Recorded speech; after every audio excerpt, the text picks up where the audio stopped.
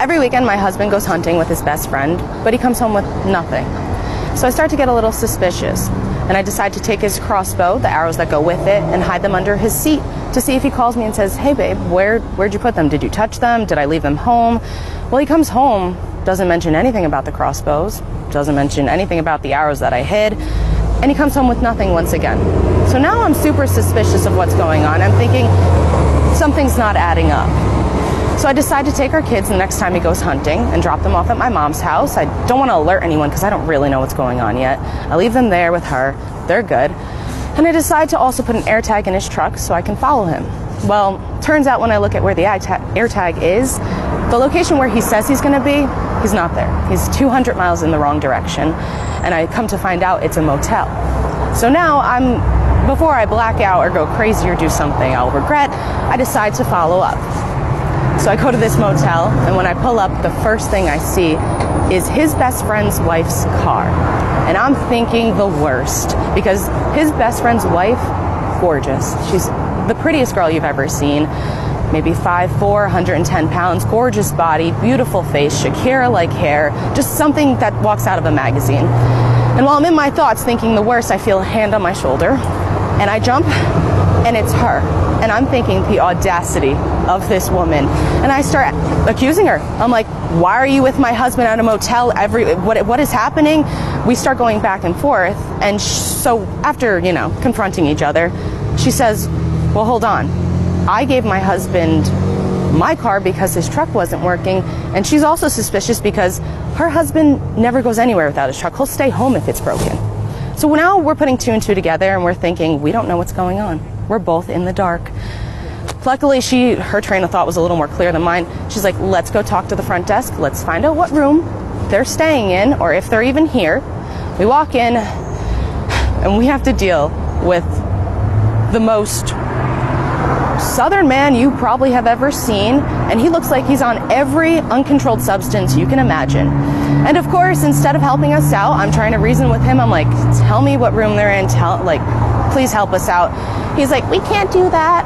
We have standards here. We won't give out anything." Finally, Trisha, his best friend's wife, is like, "I'll give you $100 if you tell us what room they're in right now." Clearly their standards aren't that high. He goes, "They're in 202. You make a left, go up the stairs." Of course, we trail it. We go up there. Immediately, we get to the flat. We're outside the door. I'm about to knock. She stops me because the first thing we hear is giggling. There's music. And there's partying going on, because it's clearly not just two people in that room. There was more than that. I'm about to barge in, knock, warn them that we're here, and she stops me. She says, "No, because if you give them time, they can make this look. Whatever's going on, they can fix." We go back down, we go talk to our new substance-controlled friend downstairs. But this time, he's not going to give us the key. He says, "No, I can't do that," refuses, makes us leave. Of course, we walk out, we wait about 5 minutes, and then she realizes that he leaves the front desk. Faster than I could blink, she's behind the desk, grabs the key. We're back up those stairs, in front of the door, puts the key in, opens as quick as possible, and I'm just in a state of shock of what I'm seeing. I'm not even going to traumatize you guys with it exactly, but just imagine there are 10 other men from our neighborhood, all undressed, all doing things that I won't repeat. She starts screaming. I'm like, "Oh my God, I can't believe this is happening," because my ex-husband now is one of the most homophobic men I have ever met in my life. So I'm just in a state of shock. She starts going off, and I don't know where her mind went, but immediately she starts yelling at everyone in that room. She says, "We're getting a divorce." Me and her are now divorcing them together. We are taking the kids, we're taking the house, we want alimony, we want everything if you want us to stay silent. And I mean, we had the power in that moment. I didn't even realize it. They agreed to this. They're like, "Fine, we'll give you everything if you stay quiet about this." So we do. Not a problem. Our divorces go through.